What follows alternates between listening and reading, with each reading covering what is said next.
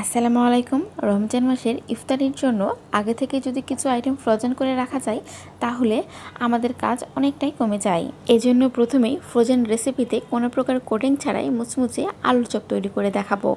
যার জন্য এখানে আমি আলু নিয়েছি 1.5 কাপ। আলু খুব ভালো করে ম্যাশ করে ভর্তা করে নিয়েছি। আর এর মধ্যে দিয়ে দিচ্ছি 4 টেবিল চামচ চালের গুঁড়ো, লাগবে 1 চা চামচ চিলি ফ্লেক্স, হাফ চা চামচ কালো গোলমরিচ গুঁড়ো, আরও আমাদের লাগবে 1 চা চামচ ভাজা জিরা গুঁড়ো, হাফ চা চামচ হলুদ গুঁড়ো, লাগবে স্বাদ মতো লবণ। এখানে আমি 1 চা চামচের মতো লবণ ব্যবহার করেছি।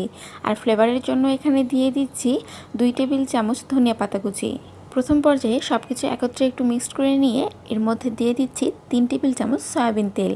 সয়াবিন তেল দেওয়ার পরে আবারও সব কিছু একত্রে মিক্সড করে ভর্তা করে নিচ্ছি। এরপরে হাতের তালুতে সামান্য একটু তেল মাখিয়ে নিয়ে আমি এখানে আলুর চপের শেপ দিয়ে দিচ্ছি। আপনারা আপনাদের পছন্দ অনুযায়ী যে কোনো শেপে কিন্তু দিতে পারবেন। এরপরে সবগুলো রেডি করে নিয়ে এভাবে একটি প্লেটের উপরে নিয়ে মাঝখানে জায়গা এভাবে একটু একটু করে ফাঁকা রেখে ডিপ ফ্রিজের মধ্যে এভাবেই রেখে দিতে হবে 2 ঘন্টার জন্য। 2 ঘন্টা পর দেখতে পাবেন এর উপরের লেয়ারটা একদম প্রায় শক্ত হয়ে গেছে। এখন আর একটির সাথে আরেকটি আর লাগবে না।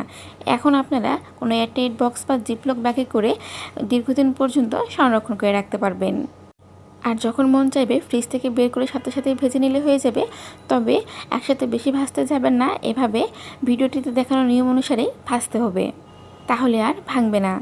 এখন দ্বিতীয় ফ্রোজেন রেসিপিতে আপনাদের সাথে শেয়ার করব আমি চিকেন পপকর্ন। চিকেন পপকর্ন ইফতারে অনেক হেলদি একটি আইটেম। চিকেন পপকর্ন তৈরির জন্য এখানে আমি চিকেন এভাবে ছোট ছোট বাইট সাইজ করে ভালোভাবে কেটে ধুয়ে নিয়েছি। এখন এর মধ্যে আমি দিয়ে দিচ্ছি 1 টেবিল চামচ আদা রসুন বাটা, 1 চা চামচ মরিচ গুঁড়ো, 1 চা চামচ কালো গোলমরিচ গুঁড়ো, আরও আমাদের লাগবে স্বাদ মতো লবণ। এখানে আমি 1 চা চামচের মতো লবণ ব্যবহার করেছি। দিয়ে দিচ্ছি আরও হাফ চা চামচ ভাজা জিরা গুঁড়ো এবং 1 টেবিল চামচ সরিষার তেল। এখন এই সবগুলো উপকরণ দিয়ে এই চিকেন আমাদের খুব ভালো করে মাখিয়ে নিতে হবে। লক্ষ্য রাখতে হবে যাতে সবগুলো চিকেনের গায়ে মশলা খুব ভালোভাবে লাগে। এখন এই চিকেনটাকে এভাবেই রেস্টে রেখে দেবো আমি 2 ঘন্টার জন্য। তাহলে ফিরে আসছি 2 ঘন্টা পর। এরপরে চিকেনের একটি পিস নিয়ে প্রথমে ময়দার মধ্যে খুব ভালো করে গড়িয়ে নিয়ে এক্সট্রা ময়দাটুকু ঝেড়ে নিয়ে ফেটানো একটি ডিমের মধ্যে খুব ভালো করে ডুবিয়ে নিতে হবে। এরপরে ব্রেড ক্রাম্ব দিয়ে খুব ভালো করে কোটিং করে নিতে হবে।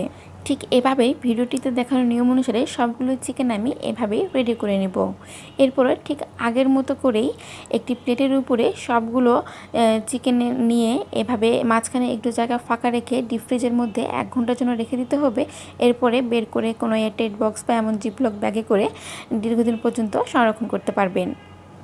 এখন আমি আপনাদের সাথে আরেকটি ফ্রোজেন রেসিপি শেয়ার করব, আর সেটা হলো চিকেন পটেটো বল। এই চিকেন পটেটো বলও আমি কোনো প্রকার কোটিং ছাড়াই তৈরি করব। যার জন্য এখানে আমি আলু নিয়েছি 1.5 কাপ। 1.5 কাপ আলুর জন্য এখানে আমি নিয়েছি হাফ কাপ চিকেন। চিকেন আমি শুধুমাত্র পানি দিয়ে একটু ভালো করে সিদ্ধ করে নিয়েছি।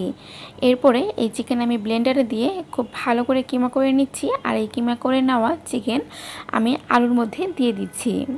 আর এর মধ্যে দিয়ে দিচ্ছি 4 টেবিল চামচ চালের গুঁড়ো, 1 চা চামচ চিলি ফ্লেক্স, 1 চা চামচ কালো গোলমরিচ গুঁড়ো, 1 চা চামচ ভাজা জিরা গুঁড়ো। আর আমাদের লাগবে স্বাদ মতো লবণ, লাগবে 1 চা চামচ আদা রসুন বাটা। এখন প্রথম পর্যায়ে সব কিছু একত্রে একটু মিক্সড করে নিচ্ছি। এরপরে এর মধ্যে দিয়ে দিচ্ছি 3 টেবিল চামচ সয়াবিন তেল। সয়াবিন তেল দেওয়ার পরে আবারও সব কিছু একত্রে মিক্সড করে ভর্তা করে নিচ্ছি। এরপরে হাতের তালুতে একটু অয়েল ব্রাশ করে নিয়ে আমি চিকেন পটেটো বলের শেপ দিয়ে নিচ্ছি। আপনারা চাইলে কিন্তু এখানে আপনাদের যে কোনো পছন্দের শেপই দিতে পারবেন। এরপরে একটি প্লেটের উপরে নিয়ে কিছুটা ফাঁকা ফাঁকা রেখে এভাবে 2 ঘন্টার জন্য ডিপ ফ্রিজে রেখে দিতে হবে। 2 ঘন্টা পরে দেখবেন এর উপরের লেয়ার একদম শক্ত হয়ে গেছে। তখন আপনারা ঠিক আগের মতো করেই কোনো এয়ারটাইট বক্স বা জিপলক ব্যাগে করে অনেক দিন পর্যন্ত সংরক্ষণ করে রাখতে পারবেন। 1 মাস পর্যন্ত এই আইটেমগুলো একদমই ফ্রেশ থাকবে। এখন সর্বশেষ ফ্রোজেন রেসিপিতে আপনাদেরকে তৈরি করে দেখাবো চিকেন নাগেটস। চিকেন নাগেটস তৈরির জন্য এখানে আমি চিকেন নিয়েছি 1.5 কাপ। চিকেনগুলো এভাবে ছোট ছোট টুকরো করে খুব ভালো করে পানি দিয়ে ধুয়ে পরিষ্কার করে পানি ঝরিয়ে নিয়েছি। এখন এই চিকেনগুলো ব্লেন্ডারে দিয়ে খুব ভালো করে কিমা করে নিচ্ছি। নাগেটস তৈরির জন্য আরও আমাদের লাগবে ব্রেড। এখানে আমি 5 টুকরো ব্রেড নিয়েছি। ব্রেডের ব্রাউন কালার অংশগুলো কেটে বাদ দিয়ে ব্রেডগুলো এভাবে কেটে নিয়ে ব্লেন্ডারে দিয়ে আমি একদম গুঁড়ো করে নিচ্ছি।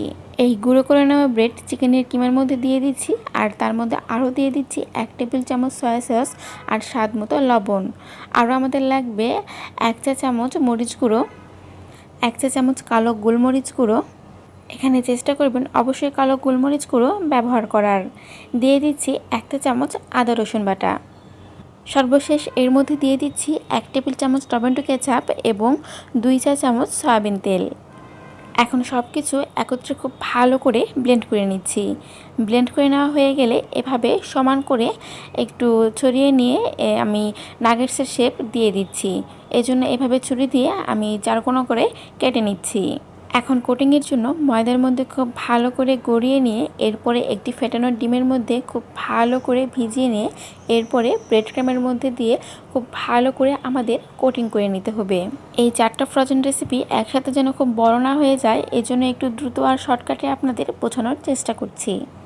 এরপরে এভাবে প্লেটের উপরে নিয়ে একটু মাঝখান বরাবর একটু জায়গা ফাঁকা রেখে ডিপ ফ্রিজে রেখে দিতে হবে 2 ঘন্টার জন্য। এরপরে ডিপ ফ্রিজ থেকে বের করে এয়ারটাইট বক্সে বা জিপলক ব্যাগে করে আপনারা 1 মাস পর্যন্ত সংরক্ষণ করে নিতে পারবেন। আর যখন মন চাইবে ডিপ ফ্রিজ থেকে বের করে একটু লো আঁচে ভেজে নেবেন, তাহলেই হয়ে যাবে। আশা করছি রেসিপিগুলো আপনাদের ভালো লেগেছে। ভালো লেগে থাকলে একটি লাইক আর সাবস্ক্রাইব করতে কিন্তু ভুলবেন না। ধন্যবাদ।